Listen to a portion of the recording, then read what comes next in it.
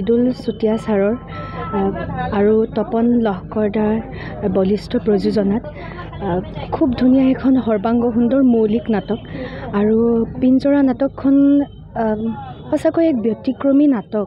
বৰ্তমান আমাৰ সমাজত আমাৰ ভ্ৰাম্যমানত এনেকুৱা ধৰণৰ নাটকৰ প্ৰয়োজন আৰু খুব সাৱলীলভাৱে তাৰ কাহিনী উপস্থাপন কৰা হৈছে। বিভিন্ন সমাজত কিছুমান জ্বলন্ত সমস্যা আছে, কিছুমান ঘটনা পৰিঘটনা হৈ আছে আমাৰ মানুহৰ জীৱনত, সেই ঘটনা পৰিঘটনাসমূহ দেখুৱাবলৈ চেষ্টা কৰা হৈছে। আৰু মোৰ চৰিত্ৰটো সুবাসনা নামৰ এগৰাকী শাৰীৰিকভাৱে অক্ষম ছোৱালীৰ চৰিত্ৰ। গতিকে সেই চৰিত্ৰ ৰূপায়ণ কৰিবলৈ যাওঁতে আৰু অন্যান্য চৰিত্ৰসকলে তাৰ লগত গোটেই ঘটনাটোৰ লগত যিদৰে জড়িত হৈছে, গতিকে এটাই কথা কওঁ যে যদি মই কেতিয়াবা মোৰ জীৱনত বিকলাংগতা আহিলেহেঁতেন, মোৰ জীৱনত শাৰীৰিক অপদস্থতা আহিলেহেঁতেন, যদি মই কেতিয়াবা সমাজৰ বিপৰীতে কিছুমান ঘটনাৰ সন্মুখীন হৈ সমাজৰ ভয়ত নিজক লুকুৱাই ৰাখিব লগা হ'লহেঁতেন, তেতিয়া মোৰ জীৱনটো কেনেকুৱা হ'লহেঁতেন। গতিকে সেইখিনি উপলব্ধি কৰিয়ে সুবাসনাক জীৱন্ত কৰিবলৈ চেষ্টা কৰি আছোঁ আৰু শিকি আছোঁ। কহিনুৰৰ গোটেই পৰিয়াল, মৃদুল চুতীয়া ছাৰ, তপন লহকৰদাকে আৰম্ভ কৰি খুব বেছি সাহস দিছে, শিকাইছে আৰু কৰিবলৈ চেষ্টা কৰিছোঁ। লগতে আৰু কিছুমান সমস্যা ড্ৰাগছ এডিক্টেডসকলক লৈ পেলাই আৰু তেজৰ সম্পৰ্ক নাথাকিলেও যে আমি সম্পৰ্কৰ দোলেৰে বান্ধ খাব পাৰোঁ তেনেকুৱা, আৰু লগতে আমাৰ যিটো শাসন ব্যৱস্থা, পুলিচ বিভিন্ন পৰ্যায়ৰ থাকে, ভাল পুলিচো থাকে, কিছুমান দুৰ্নীতিগ্ৰস্ত পুলিচো থাকে। গতিকে যাৰ য'ত সমাজক লৈ পেলাই যাৰ যিটো দায়িত্ব, সেই দায়িত্ব পালন কৰিব লাগে আৰু সুস্থ হ'ব লাগে, তেতিয়াহে সমাজ এখন আগবাঢ়ি যায়। আৰু আমাৰ কহিনুৰৰ পিঞ্জৰা নাটকখনৰ জৰিয়তে সমাজলৈ এক সুস্থ বাৰ্তা দিবলৈ চেষ্টা কৰা হৈছে। যথেষ্ট সমালোচিত হৈ আছে চাৰ্কাছলৈ পৰিৱৰ্তন হৈছে, চিত্ৰহাৰলৈ পৰিৱৰ্তন হৈছে, তাৰ পৰিৱৰ্তে আজি নাটক চাবলৈ পাইছে, মানুহে নাটক প্ৰশংসা কৰিছে। হয়, সঁচা অৰ্থত যিসমূহ এতিয়া শব্দ ব্যৱহাৰ হৈছে ভ্ৰাম্যমানক লৈ পেলাই, সেয়া হোৱাটো নিবিচাৰোঁ আমি।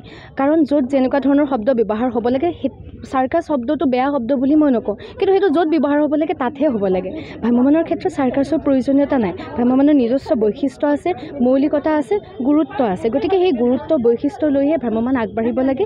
আৰু বৰ্তমান আধুনিক সময়, জেনেৰেশ্যন সলনি হৈছে, আমি বেলেগ বেলেগ সোৱাদ বিচৰা হৈছোঁ, নতুনত্ব বিচৰা হৈছোঁ, কিন্তু নতুনত্বৰ মাজতো আমি নিজৰ শিপা পাহৰিব নালাগে। আমি যদি নিজৰ শিপা বা ভেটিটো নাপাহৰোঁ, আমি আধুনিক হৈও নিজৰ ধৰণে নিজৰখিনিক লৈ সমৃদ্ধ কৰি নিজৰ সংস্কৃতিক আগবঢ়াব পাৰিম। গতিকে প্ৰত্যেকটো ভ্ৰাম্যমান গোষ্ঠীয়ে ইয়াৰ ওপৰত গুৰুত্ব দিব লাগে আৰু খুব ধুনীয়া ধুনীয়া নাটক হৈ আছে। আজি কহিনুৰৰ পিঞ্জৰা নাটকখনতে আপোনালোকে দেখিছে, তাত কোনো ধৰণৰ বহুত বিশেষ কিবা এটা নাই যে কোনোবাই তাক চাৰ্কাছ বুলি ক'ব। এখন মৌলিক নাটক, সমাজৰ প্ৰত্যেক স্তৰৰ ব্যক্তিয়ে ল'ব পৰা নাটক আৰু সমাজলৈ সুস্থ বাৰ্তা দিব পৰা নাটক। আৰু এইখিনিতে এইটোও দেখুওৱা হৈছে, যিসকলে সমাজত দুৰ্নীতি কৰে, যিসকলে কাৰোবাৰ লগত বেয়া ব্যৱহাৰ কৰে, তেওঁলোকেও বুজক যে সেই অন্যায় কৰাৰ পিছত যিসকলে তাৰ ভুক্তভোগী হয়, তেওঁলোকৰ জীৱনটো কেনেকুৱা হয়। গতিকে সেই উপলব্ধি প্ৰত্যেক স্তৰৰ ব্যক্তিক দিবলৈ চেষ্টা কৰা হৈছে আৰু ভ্ৰাম্যমানত এই ধৰণৰ নাটকৰ দৰকাৰ আৰু প্ৰত্যেকটো গোষ্ঠীয়ে তেনেকুৱা নাটক কৰাৰ চেষ্টা কৰিব লাগে। পিঞ্জৰাত আজি আমি 4 নম্বৰ নিশা আমাৰ, কিন্তু এতিয়ালৈকে আজিও মই সোমাই আহোঁতে দেখিছোঁ, আজিও দৰ্শকৰ সমাগম একেই দেখিছোঁ। খুব মানে আঁকোৱালি লৈছে, পিঞ্জৰাই হওক, বনৰীয়া ফুলেই হওক, ভাল লাগিছে আমাৰ। মানে অপেনিং শ্ব'তে যে আমি ইমানখিনি মৰম পাইছোঁ। আৰু এখন নাটকটো দৰ্শকৰ আগত আহিব আছেই, অহাকালি সেইখন আমি মঞ্চস্থ কৰিম, ব্ৰহ্মপুত্ৰ। সেইখনো নিশ্চয় আঁকোৱালি ল'ব, কাৰণ সেইখনত অকণমান টেকনিকেলি অলপ বেলেগকৈ তপনদাই ভাবিছে। আমিও আমাৰ নাট শেষ হোৱাৰ পিছত আমি ৰিহাৰ্চেল কৰি আছোঁ সেইখনৰ, কাৰণ অকণমান খেলিমেলি হৈছিল, সকলোৱে গম পাইছে সেই নাটকখনক লৈ। গতিকে আমাৰ ৰিহাৰ্চেল অব্যাহত আছে এতিয়াও। সকলোৰে কষ্ট হৈছে, কিন্তু কষ্ট কৰি হ'লেও আমি দৰ্শকে সেই আমোদখিনি দিবলৈ চেষ্টা কৰি আছোঁ আৰু দৰ্শকেও সেইখিনি আমাক দিছে। আমি এতিয়ালৈকে 9 দিন হৈ গ'ল, আমাৰ 8 দিন হৈ গ'ল। এই 8 দিনত আমি যথেষ্ট দৰ্শকৰ পৰা সঁহাৰি পাইছোঁ আৰু আশা কৰোঁ গোটেই বছৰটো যাতে আমি এনেকৈ সঁহাৰি পাওঁ, তাৰে আশা কৰিছোঁ। আমি ৰাইজক মানে পিয়ৰ নাটক এখন দেখুৱাইছোঁ, ইয়াতে কোনো ভেকু ভাওনা হোৱা নাই। যাক নাটক বুলি কয় সেই বস্তুটো এইবাৰ কহিনুৰে দেখুৱাব গৈ আছে। তপনদাই যথেষ্ট সহায় কৰিছে তাত, আৰু মৃদুল চুতীয়া ছাৰৰ বৰ ধুনীয়া স্ক্ৰিপ্ট, কৰিও ভাল লাগিছে সকলোৰে। আৰু ৰাইজে ইমানখিনিৰ মাজতো এখন মানে ইউনিক নাটক এখন এবাৰ দেখিব পাইছে। আৰু আশা কৰোঁ অসমৰ ৰাইজে পিঞ্জৰাখন আঁকোৱালি ল'ব। বিশেষকৈ পিঞ্জৰা নাটকখনত চাৰ্কাছ মীনা বজাৰ এইবিলাক শব্দ প্ৰয়োগ কৰি থকাৰ গুৰিতে হৈছে কিছুমান মানে লগাতকৈ বেছি আমাৰ ষ্টাণ্টবাজি হওক বা আমাৰ ৰেম্পৰ কাৰবাৰ এইবিলাকৰ কাৰণে নিশ্চয় আমাৰ চিত্ৰহাৰ মীনা বজাৰ এনেকুৱা ধৰণৰ কথাবিলাক ওলাইছে, কিন্তু এইখনৰ কমপ্লিট বিপৰীত ধৰ্মী এখন নাটক, বাস্তৱধৰ্মী নাটক। ইয়াত তেনেকুৱা ধৰণৰ গিমিক টাইপৰ কোনো ধৰণৰ বস্তু নাই। সুন্দৰ অভিনয় পাব, সুন্দৰ কাহিনী পাব, সুন্দৰ দৃশ্যসজ্জা পাব আৰু জ্যোতিপ্ৰসাদ আগৰৱালাৰ গানৰ এটা সংগীতেৰে গোটেই নাটকখন আগবাঢ়ি যায়। এইটো এটা গোটেই নাটকখনক মানে আগবঢ়াই নিয়াত বহুত সহায় কৰিছে। গানটো খুব ধুনীয়াকৈ আগবঢ়াই লৈ গৈছে নাটকখনক।